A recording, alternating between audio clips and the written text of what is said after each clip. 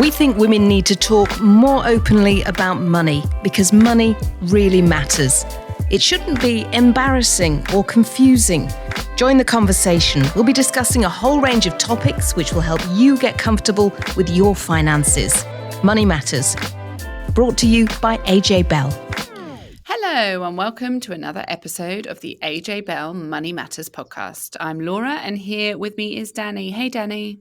Hi Laura, hi everyone. I cannot believe that we're on the cusp of the long summer holidays. What incredible weather we have been having. Perfect for house hunting for some people.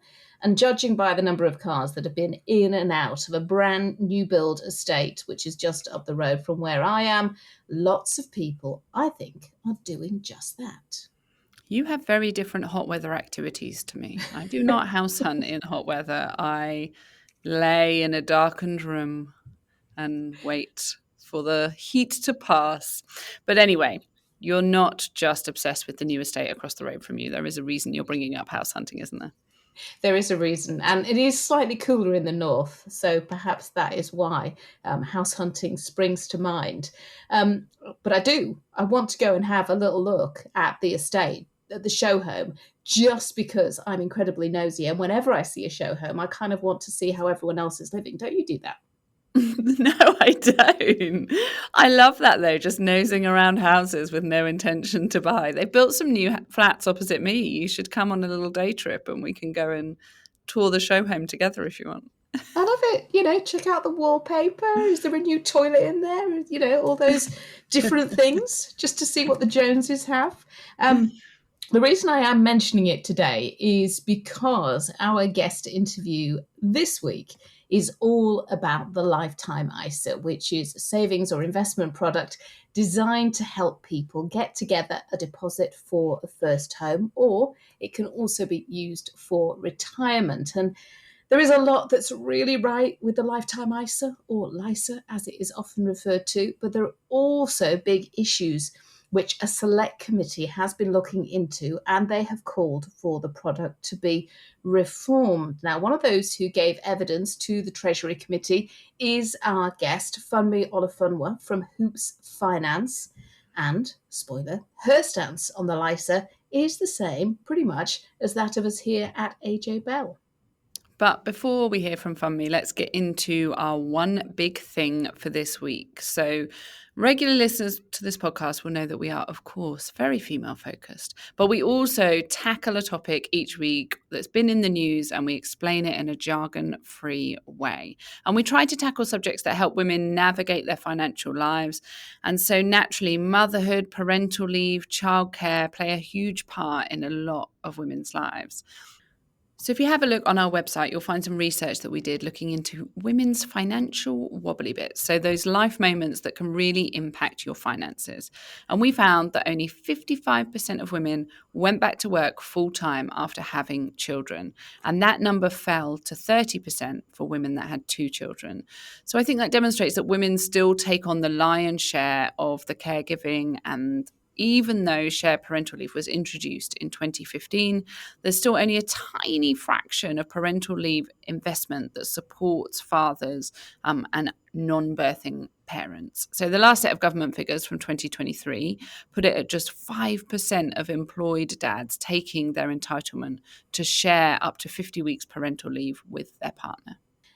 It is incredibly complicated. It's hard to know what you can take, what you can't take, if you're employed, if you're self-employed, what's paid, what's not. And you might have seen lots of coverage in the past couple of weeks about parental leave. And the government is now promising to launch a review of the whole system, which many people say just isn't working. And that complication I was just talking about is part of the issue. Now, I want to start with paternity leave, because that's been especially in the spotlight, thanks to a campaign calling for 6 weeks of paid paternity leave. Just to give you an idea of where we are at the moment, if you had kids ages ago, if you don't have kids at the moment, you never experienced going through that whole process. At the moment, the legal requirement for employed workers is capped at either for 2 weeks, and it's a 90% of salary or £187.18, whichever is lower. You have to be eligible, so do take a look at the government's website for details. But launching the review, the Business Secretary Jonathan Reynolds pointed out that only one in three dads, currently take that paternity leave provision on offer. This is where it gets complicated because you've got paternity leave, you've got parental leave. Paternity leave is the bit just for dads. Parental leave is the bit that you can share with the birth mother, or with adoption leave as well. It is incredibly complicated. But if you want some context of what other countries are doing, the UK provision trails way behind what is available to new dads in countries like Norway and Sweden. Though I think it's worth pointing out that the United States, there's no compulsory policy at all. Some states do offer paid leave, and in some states, eligible employers offer 12 weeks unpaid leave. But the campaign from the Dad Shift has been backed up by research from economists at the University of Bath, who believe that despite the fanfare with which shared parental leave was introduced, it just hasn't done what it has set out to do. And the idea behind it was to change the household dynamic. So it means that mums not only take on most of the caring responsibility when the child is first born or adopted. Obviously, we're talking generalities, but then that burden remains throughout a child's formative years. And even those mums who work full time will still find themselves doing most of the drop-offs and pickups or take time off when the child is ill. You've got a young child at the moment, Laura. So is that what you're seeing when you go to the nursery gates? I think it's really interesting. My daughter's been in 2 different nurseries since she's been in childcare. The first nursery, and I'm going to acknowledge that I think I live in a bit of a London bubble here, but the first nursery, it was really equal in terms of parents picking up, whether it was mum or dad. And if anything, I think it actually skewed more towards dads picking up. There were more women in that friendship group who were the main breadwinner or just had jobs that worked longer hours. She then moved to a different nursery, very different vibe, almost entirely mums at the nursery gates. And so it is interesting how that was as a result of moving house and literally moving 5 miles down the road. So it shows that just having a slight difference in movement area or demographic, I don't know what it was behind it, but there is a bit of a shift. For my husband and I, we're 50-50. If anything, I'd say he probably does a little bit more because he works for himself. So his hours are way more flexible than mine. And so I think, but sometimes I think, oh, well, that's just what everyone does. But I think we are probably and definitely across the nation still an anomaly in that sense of, that true 50-50 co-parenting. I think talking to friends, it's still a lot more falls on the women. Now, let's not get it wrong here. My husband is not a saint. I think the mental load, which is talked about a lot, the mental load of the childcare is definitely carried slightly more by me. But I would say a good tip and trick is I just don't learn how to use certain systems, and that means he has to do them. So I've never understood how to book breakfast club and after school club. And I think it's called weaponized incompetence. I've just deliberately never learned how to use that system so I don't have to be in charge of it. I think that would be my top tip for more equal co-parenting. Just don't learn a system and then you can't do it. See, that's where I'm going wrong all of these years because I'm across everything. I've got all the apps on my phone. And if my husband says to me now, what lesson are they in? What time are they finishing? And he is brilliant because he still drops my kids off at college in the morning. I don't do any of the drop off and pick up now. They can get a bus now and I'm busy even though I work from home. But I wish I'd had that tip because I think that would have made such a difference. I think, delegating stuff, birthday present buying. There's endless birthday parties for kids who I have no idea what their interests are or what they want for their birthday present. we just divvy those up and I just say, you need to get so-and-so's birthday present. I think the key is that you have to let go of control. He buys some pretty random birthday presents for those kids and I just have to let go and say, that's not how I would have done it, but is this something I really need to care about? And usually the answer is no. Oh, I'm no good at giving up control. I think that's probably my issue. I think that is sometimes the source of it, isn't it? But I think, this fact that women take on more of the burden in general, obviously there's going to be lots of individual cases that are different, that has a lot of far-reaching implications, and even to the point where it impacts on economic growth generally. So that University of Bath research says that reforming paternity leave could benefit the UK by just under £13 billion. And specifically, I think that's in terms of women's ability to earn and to save and to invest. There's a huge impact on that if women feel more able to go back into work or to work full time if that's what they want to do. And even those women who choose not to have children, really frustratingly, can end up being impacted, because something that we've been told in the past is that women get overlooked for promotions at a certain age or stage of their career, even if they aren't planning a family either then or ever, because it's seen that that might be a risk. Now, I do think that a lot of those attitudes are changing, and I would hope that that isn't commonplace. But it's certainly something that I've encountered in my career, been asked if I've got children and if I'm expected to go and do the pick up and drop off at interviews before. At the time, I didn't have children, but it's still quite a jarring thing to partly be assessed on.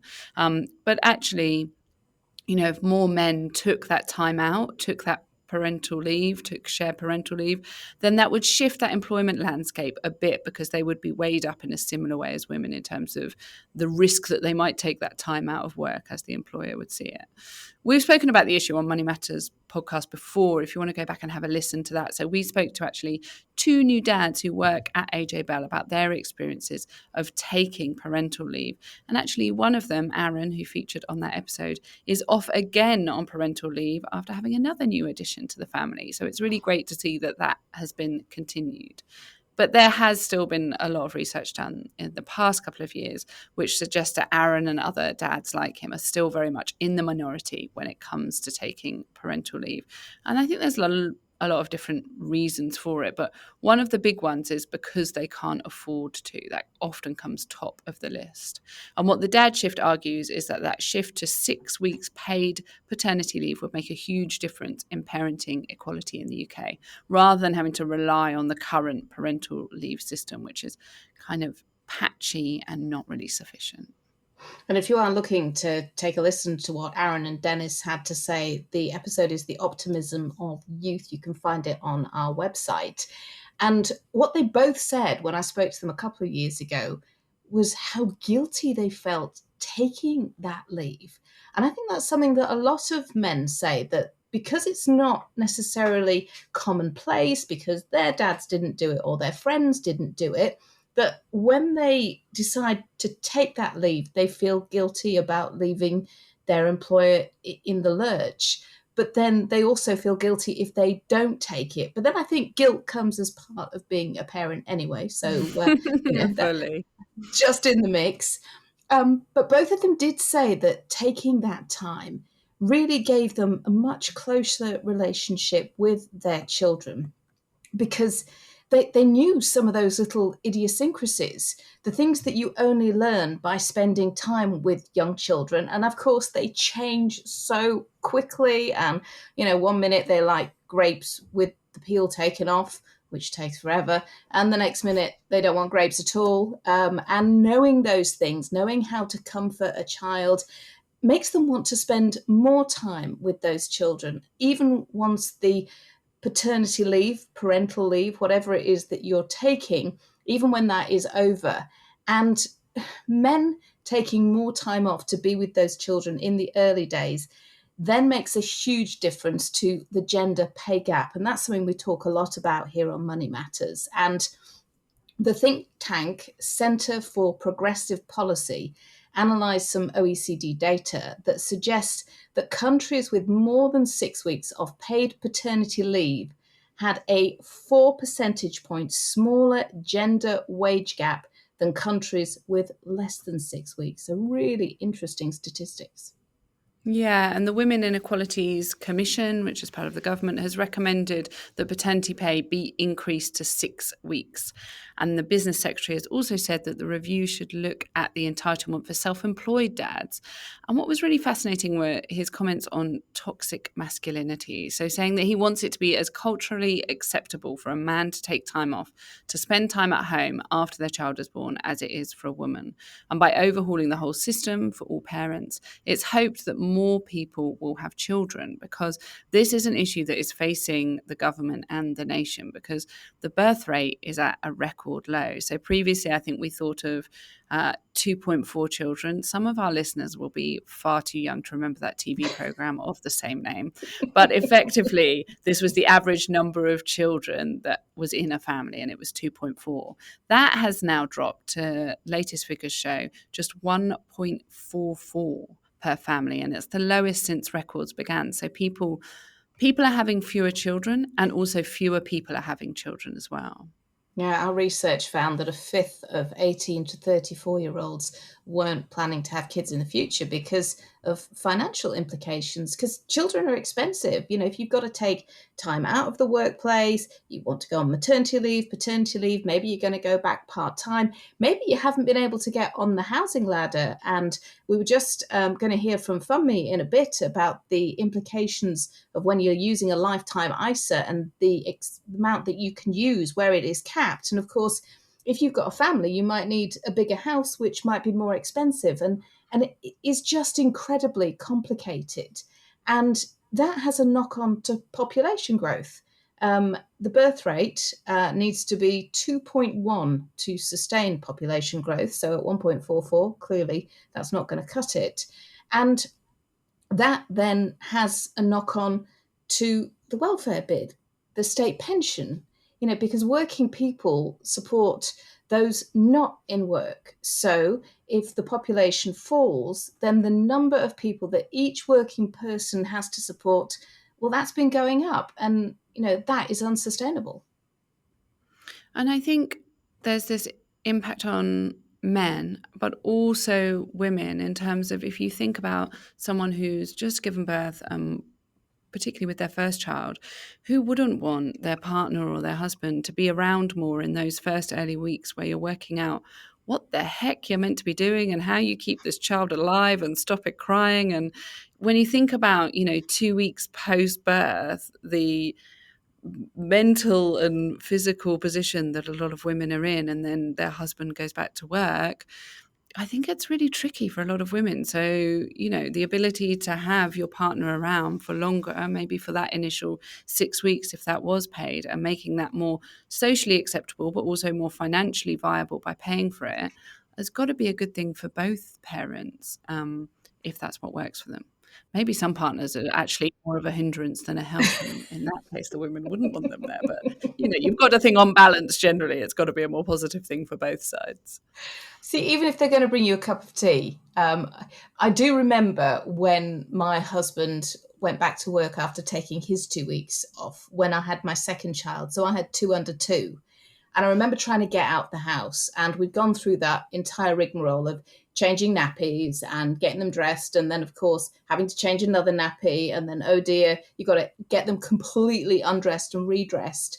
And I think I did this 2 or 3 times and ended up sitting at the bottom of the stairs with the child in each arm, just weeping, because I thought I'm never going to be able to get out of the house again. Yeah. So that extra pair of hands would have just come in so valuable for that extra time where you kind of get used to things. But I also think it's really important to point out that some women want to just be mums. They want to be stay-at-home mums. And that is absolutely a choice which, we support, because that works for some women if they can afford it, if that's what they and their partner have agreed. And similarly, we've spoken to a lot of women who've made the decision not to have children, or maybe can't have children. So even though we're talking about this, we recognize that obviously, parental leave is not something that some people are ever going to have to discuss. Yeah, but I think, to those points that we were talking about earlier, there's a wider implication, even if you're not having children or ever planning to have children, on the economy, on how you're perceived in the workplace, on how employers view hiring different people. So I definitely think you're right, but I also think, it goes broader than just those people that are directly impacted by it. But let's move on to our special guest for this week. And as promised, Funmi Olufunwa from Hoops Finance, who is a financial educator, but also a qualified mortgage advisor and a financial lawyer. She is going to talk us through what the Treasury Committee has had to say about the lifetime ISA. So it's been hearing from a host of people, including AJ Bell and Funmi herself, about the product. And the committee reported back just before we recorded this podcast with a report saying it felt the lifetime ISA wasn't fit for purpose, and it's made a series of recommendations. Now, some of those align with what AJ Bell has been campaigning for a long time, which is ISA simplification. So creating a much simpler, more easy to understand ISA system. And we know that Chancellor Rachel Reeves is rumoured to set out her plans for investment reforms in a couple of weeks' time as we record this at the start of July 2025. And on the AJ Bell Money Matters website, we have articles and podcasts talking about the lifetime ISA if you want to learn more about it. So who can use it and should consider it, and some of the issues to consider. But Funmi started out by giving us a really simple explanation of what exactly a lifetime ISA is, which is no mean feat because it is not the simplest account. A lot of people might have heard or seen news reports about the lifetime ISA over the last couple of days, weeks, whenever they're listening to this podcast. At Money Matters, we don't like to assume knowledge. So let's start by just explaining what a lifetime ISA is and how it can be used. Yeah, great point, actually. Let's start with the basics. So lifetime ISA. So ISA stands for Individual Savings Account. So it's an account that you can use to save money into, and you can use it for two main purposes. The first one is to save money to buy your first home, and your first home has to satisfy certain criteria that I'm sure we're going to get onto. And then the second reason that you can use it is to save for income for when you're age 60 or above. Now, as it's an ISA, it's a really tax efficient account. And by that, what I mean is that any gains that you make, so any interest that you earn, if you're saving in cash, or any sort of dividend or increase in the value of investments, if you've got an investment version, that is completely tax free. So each tax year, you get up to £4,000 to put into a lifetime ISA. And the great thing about this is that you also get a government bonus. So you get up to 25%. So if you were to put in the full £4,000, you get a £1,000 government bonus. So you'd end up with £5,000. So it really is a great account for a lot of people. Yeah, I mean, it's basically free money for a lot of people, isn't it? And it can really boost, particularly, I'm thinking, if you're trying to save for a deposit for a house, that extra £1,000 a year can be absolutely massive. But there are drawbacks. What are they?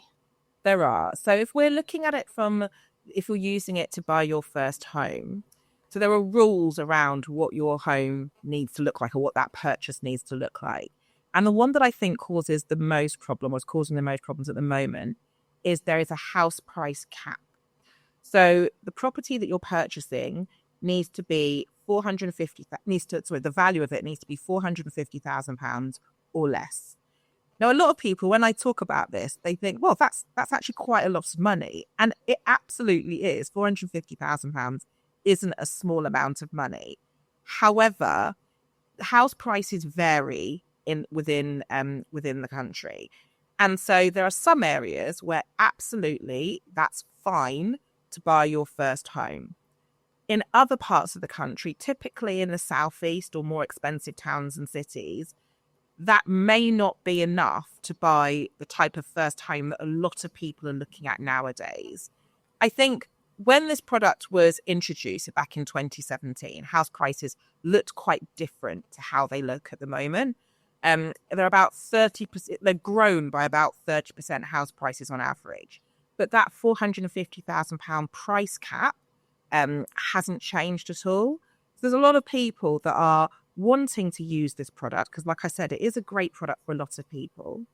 But the type of property that they want to buy, unfortunately, because of where they live, it doesn't fall within that £450,000 anymore. And the real kicker with this, the real downside with this is that if you've been saving into it and you've been collecting the bonus, and also I'd say, most people are saving for quite a number of years now. I think I've seen the average is sort of 7-8 years to save up to buy your property. If you've been saving for many years, when you started saving, maybe the type of property you're thinking of buying, maybe it did fall within that 450 price cap. But now maybe it's a bit more than that. And so if you've been saving, if you go to take your money out of the lifetime ISA product to use it for a property that costs more than £450,000, you're charged what they call a withdrawal charge. Now, the withdrawal charge is 25% of the value of what you've got in your lifetime ISA. So when you first hear it, you might think, okay, well, I get the 25% bonus going in and I'm paying a 25% withdrawal charge, if I'm using it for a property that's above the cap. Okay, so I'm kind of like even. But unfortunately, the maths doesn't work out that way. So it's 25% of the total value, which actually means that you lose the government bonus, but then you also lose a bit of your own money. So 6.25% of your own money. So if that happens, you're actually in a worse position than when you first started saving. So I believe it's a really unfair charge. And when I speak to people, they understand that, okay, it's gone above the cap. And even if they think the cap should have changed, they get it. The cap hasn't changed. It's what it is. So they understand the government saying, okay, in that instance, we're going to take the bonus away. But what they find very frustrating, and I completely share people's frustrations, is that they also end up losing some of their own money. They're in a worse position than when they started saving. They might as well have just taken that money, put it under their mattress and just left it there, because actually they would have ended up with more than if they'd used this product. Just to be very clear, I'm not suggesting that anybody does that with their money. But absolutely soul destroying. And people that are using this product to save for a deposit for a house, this is probably the only cash that they've got saved, and they have to use it for that. So they're kind of stuck between a rock and a hard place. And before I move on from that about some of the calls for change and what's been going on at Parliament, let's just also talk about the other potential use for this product, because people could leave it invested and use it as a pension. I should also state that you can only take it out between 18 and 40, so it's only for a limited amount of time that people can use this product. But that in itself potentially comes with issues, particularly for people that are taking out a cash lifetime ISA and not thinking about that length of time that they're going to stay invested for. Yeah, and this is actually a point that I raised when I was asked the question. So if you are choosing to use it for long-term savings, like savings when you're 60 or above, and actually that's what some people have felt that they've had to do. So let's say they've started off wanting to use it to buy their first home. Because of that withdrawal charge, they don't want to lose the government bonus and also their own money. So you've got two choices then. You either go ahead and just deal with the fact that you're losing the bonus and your own money, or you leave it in that account, but then you can't access it until you're age 60 or above. And a lot of people might save in cash. Now, if you're saving for the long term in cash, history tells us that that's unlikely to be the most beneficial or the most efficient way of saving for the long term. Typically, it's better to invest because cash is obviously subject to inflation, and there's a greater likelihood of your money growing if it's invested. You'll have things such as compound growth and compound interest. So my concern, like I said, this is something that I raise, is that we have the availability of this product for long-term savings, but often in cash, and people might choose that cash option. And that does worry me, because if you're saving, let's say you were to take this out, let's say you're 30, you can't access it till you're 60. So that's 30 years of saving in cash when that could have been invested. So I do worry about that, and people choosing that as an option. Now, you said it's one of the things you spoke about, and we should just tell people that that's because you gave evidence to the Treasury Committee, which has just come back with its report into what it thinks about the lifetime ISA. And a lot of the things that you were talking about, it's come back and said, yeah, we absolutely agree with you, and we don't think that this product is fit for purpose. Yeah, so the report's really interesting, actually. I mean, as you mentioned, they sort of started off in January. They issued a call for evidence so people could give their views on, how the lifetime ISA was working and suggest any changes. And that's something that I did in writing. And then I was called to give evidence directly to the committee. And yeah, they've talked about within that, they did, pick up, and particularly in the report, picked up on the point around people saving in cash for their retirement. I think they've really, really do sort of see that there's a big concern and risk with that. They have also picked up on the withdrawal charge point. They were given a lot of data from HMRC and also from other providers of lifetime ISAs around what that looked like, customers that were sort of incurring that withdrawal charge. And they are seeing that actually, if you've got lots of people incurring the withdrawal charge, that's probably indicating that the product may not be working as well as it should. Because if it was working really well, or as well as it should, then you shouldn't see such high levels of the withdrawal charge. So I'm hopeful that that will then result in the government maybe looking at this and potentially making some changes to that withdrawal charge. Now, slightly disappointingly for me, the committee didn't go as far as saying the government should change this, which I would have loved to have seen. So I think that extra sort of emphasis and that recommendation would have been really helpful. I saw a lot, and this is what I saw when Emma Reynolds also was called to give evidence. Emma Reynolds MP was called to give evidence. I saw a lot of talk about the withdrawal charge and how people shouldn't be able to use this product to save and then not use it as intended and then not sort of suffer any detriment because it's set up for a particular purpose. And I do completely appreciate that. For me and for people that I speak to, the penalty, if that's what you're going to call it, is not getting the bonus. So I don't see how we're losing taxpayers' money, because I think the point around all of this is the bonus, the government bonus, it's not members of the government putting their hands in their pocket. It's us as taxpayers. That's our money that is funding the bonus. So yes, there absolutely has to be a balance there.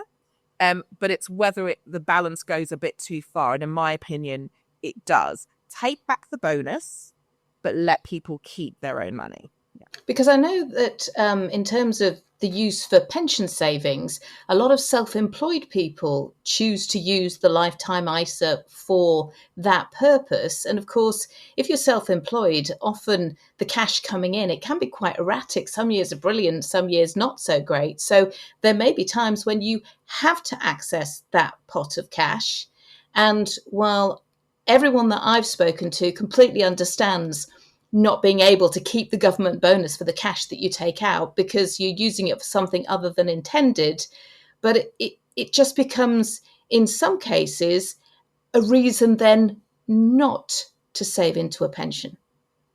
Yeah, I think that's absolutely right. I think the self-employed are self-employed people are undersaving. I'm self-employed, and I know lots of other self-employed people. And often, like you said, your income is quite often variable. So when you're employed, your employer will set up the pension for you. Your income tends to be fairly sort of standard for most employed people.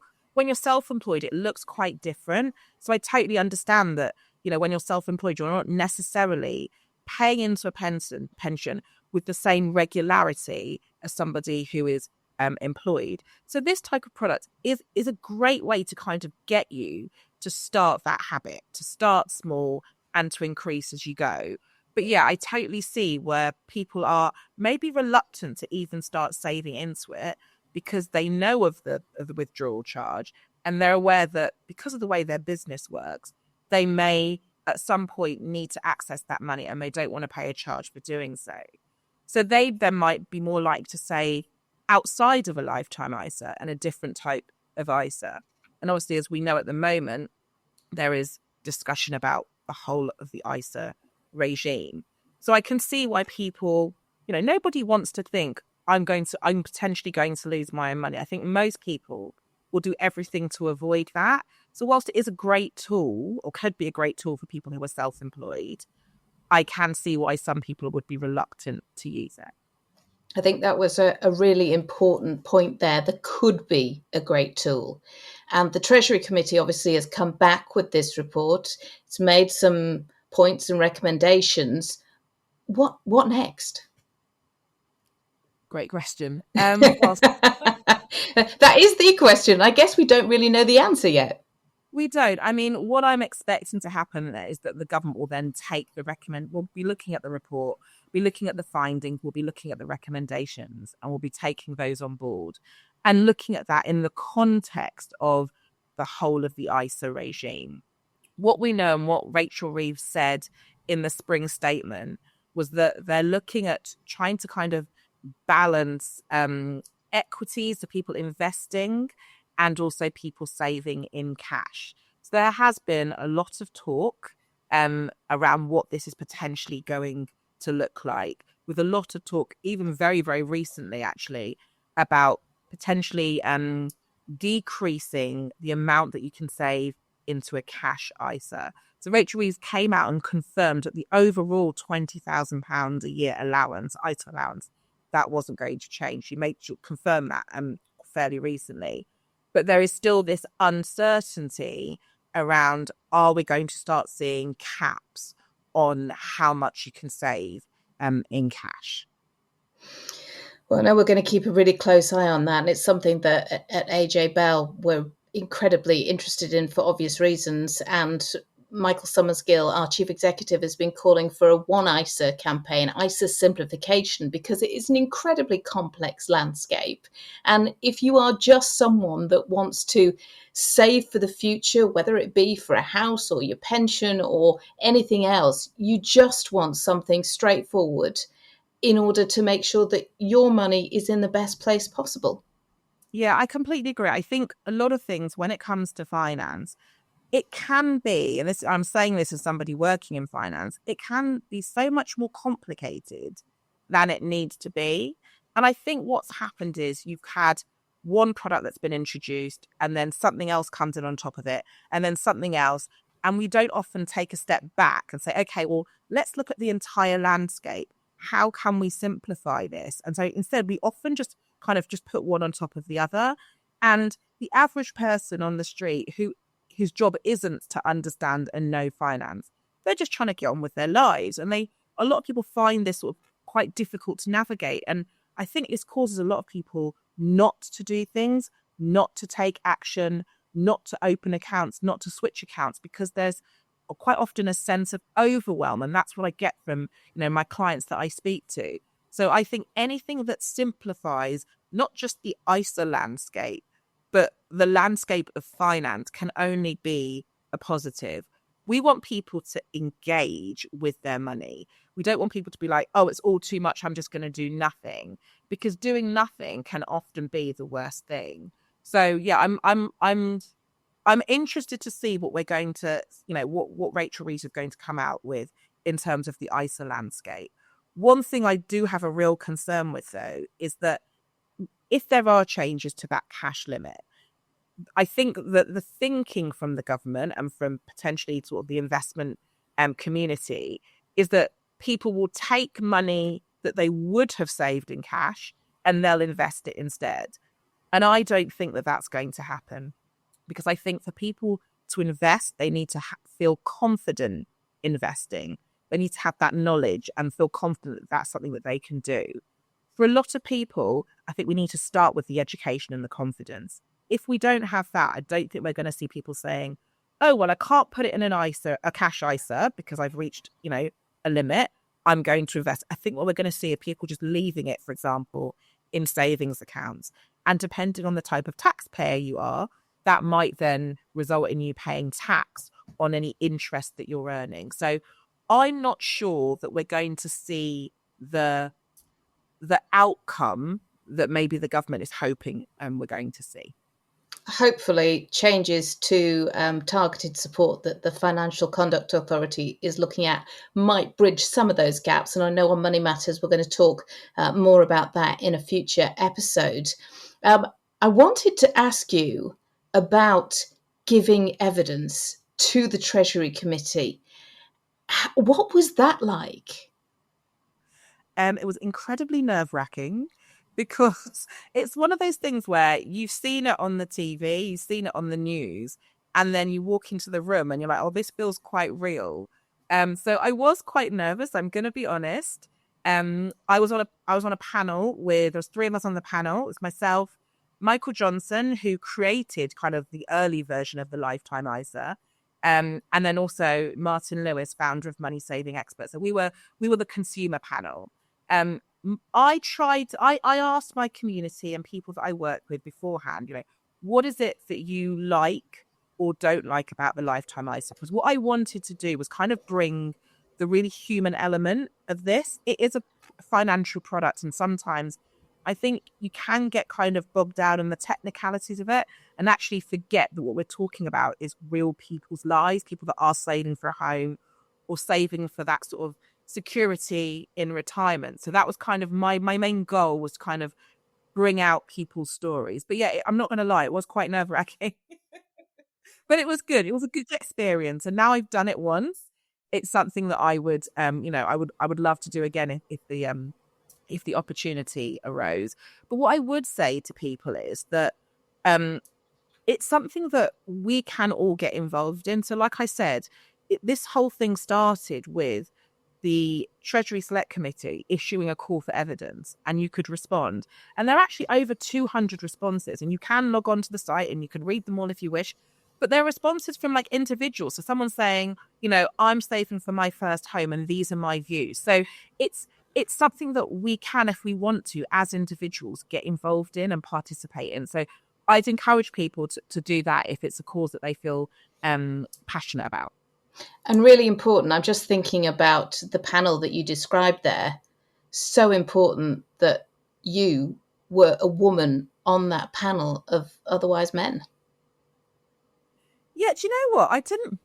It is true. I often don't think of that. But then when I looked at the panel, I was like, that's a good point. And also a Black woman, because when I look at news, particularly finance news, I don't often see Black women being the spokespeople, being the expert. So I was really proud to do it. As you can imagine, my Nigerian family group chat was off the scale. But no, it was a really good experience. I think we do need to see a range of diverse people talking about these issues, because money is something that touches every single person of us, and every single one of us, irrespective of age, of gender, of ethnicity. So it's really important, I think, that we hear from lots of different voices and we see lots of different people talking about these issues as well. Well, Funmi, thank you so much for talking to us. It's been brilliant, and we will keep an eye on whatever the government comes up with. We will do, yeah, for sure. So that was Funmi Olufunwa from Hoops Finance there, and you can find her website at hoopsfinance.com. She's also on Instagram and X. But what I really want to know, as ever, is did she have a financial confession to share with us? She did, and it is a really good one. And before I let you go, this is the fun bit. This is where you get to share your financial confession with us. Right, okay. So this is, I tell this one to people a lot, because whilst I work within finance, I've not always been, quote unquote, good with money and known everything that's going on with my money. So my financial confession relates to my pension. So I worked, this is my second pension, actually. So the second job that I had, this was pre-auto enrollment, so before 2012. So we're going back quite a long way now.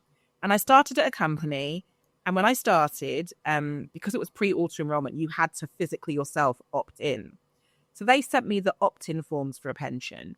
And I thought I had opted in. And I worked for that company for 5 years. And then when I came to leave, I was a little bit savvier at that point, or so I thought. And I was leaving to go to another company. So I said, oh, can I have all of my pension information so that I can, decide whether I'm going to keep paying into this one or whether I'm going to move what I had saved into my new company's pension. And they said to me, you've not been contributing into a pension. You didn't send back the form. So we've not been paying, we've not been paying any money in. You've not been paying any money in. You've not been getting any of your sort of tax relief from the government for contributing into a pension. And it was just a time when, even though I was working within finance, I clearly wasn't checking my payslip. Or if I was checking my payslip, I wasn't aware of looking for, the bit where it says my pension's coming out. So I've effectively missed out on not just those 5 years worth of contributions and tax relief at that time, but what that could have grown to now and then beyond. So if this is a warning for anybody, it's please check your payslips and please understand your pension. If you have any questions, please ask your employer. Basically, don't be me. Don't be me back then.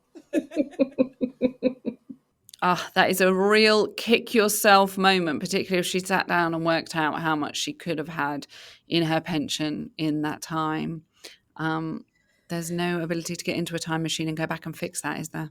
There is not. And I think I've certainly been in that situation once, but thankfully I was only employed by that employer for 1 year. So it wasn't a massive pot to miss out on. But it was something that my husband did as well. And he was paying into his own private pension, and everyone's saying to him, yes, but you should take advantage of the workplace pension because your employer is paying in too. And he now bangs his head against a brick wall all the time about that one. Look, our next podcast episode is actually going to be in 3 weeks' time. So don't worry if you don't spot one dropping into your feed in a couple of weeks. But it is a good one. We're slowing things down a little bit over the summer. Many of you will know that our charity partner is SmartWorks, and we've got an interview with their new CEO, Anna Hemmings, all about stepping into someone else's shoes, what the employment landscape looks like out there at the moment, and what she's hoping to bring to the role over the next few years. So do keep an eye out for that one. And we will keep our newsletters coming your way for those that subscribe to our newsletter. So make sure you're signed up so you don't miss any of our content. You can do that via the website, which is ajbellmoneymatters.co.uk. Or you can follow us on all of the usual social media platforms. So we are on Instagram, Facebook, and X. And we've got some great content coming your way from our colleague Alex. So keep an eye out for that over the coming weeks on social media. But until next time, thanks a lot for listening. Before you go, please remember this podcast is for educational purposes, and the views expressed don't necessarily reflect those of AJ Bell. The podcast isn't telling you if a certain investment is suitable or not. Don't forget that the value of investments can change, and you can lose money as well as make it. It's also important to remember that how you're taxed will depend on your individual circumstances, and rules can change. The way an investment performed in the past may not be the same as how it behaves in the future. If you want help, go see a qualified financial advisor.